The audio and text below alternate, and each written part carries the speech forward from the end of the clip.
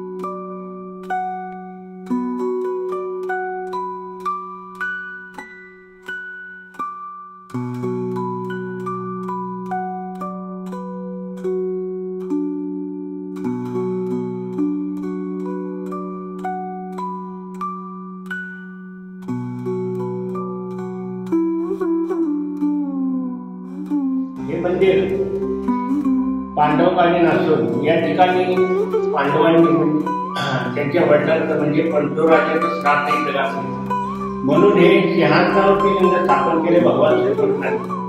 आपण जे प्रत्येक ठिकाणी पाहतो जमिनीवर लिंग, या ठिकाणी फक्त सिंहासनावरती लिंग आहे की जे बेल आणि तांदूळ यांनी श्रीकृष्णाने बनवलेलं आहे। बेल आणि तांदळापासून बनवलेलं हे लिंग। शेजारी गणपतीचं मंदिर आहे, तिथे विष्णूच्या 18 पादुका आहेत। तिथं जे पिंडदान केलं ती जागा नाही, गणेश गाय म्हणतात ती इथं आहे। आपण अष्टविनायक केल्यानंतर या गणेश गायचं दर्शन घेतलं तरच आपल्याला ते अष्टविनायक पावतो अशी एक आख्यायिका आहे।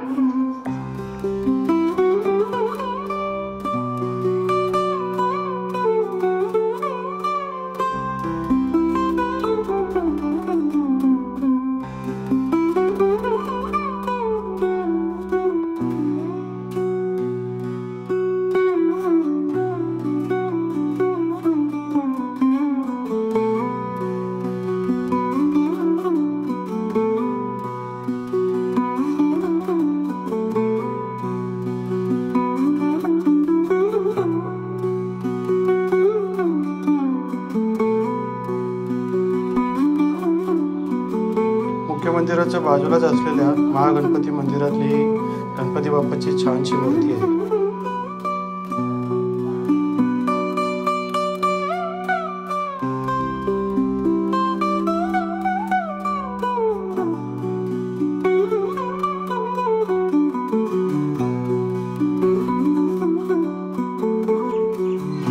मंदिराचं बांधकाम हे पांडवकालीन असल्यामुळे इथे आपल्याला कुंती मातेचं सुद्धा मंदिर बघायला भेटतंय, जे की फारच दुर्मिळ आहे की कुंती मातेचं सुद्धा इथं आपल्याला एक मंदिर पाहायला भेटतंय.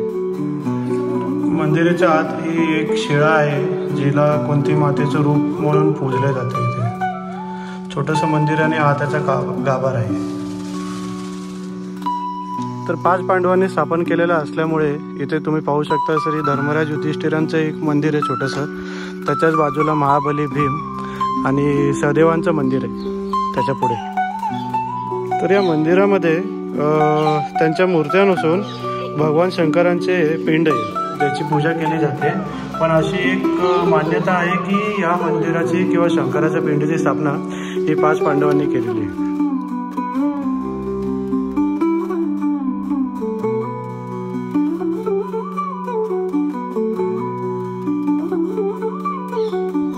नंदी महाराजांच्या सभा मंडपाच्या मागे आपल्याला एक हा स्तंभ दिसतो, ज्याच्यावर सुद्धा खूप सारं कोरीव काम केलेलं दिसतंय.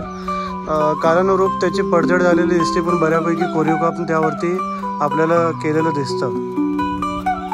मंदिराच्या समोरूनच आपल्याला नीरा नदीची उपनदी असलेली कऱ्हा नदी वाहताना दिसते. पावसाळ्याच्या नंतरनं आता हा उरलेला पाणीसाठा आहे, तशी पावसाळ्यामध्ये ही नदी पूर्ण भरून वाहत असते.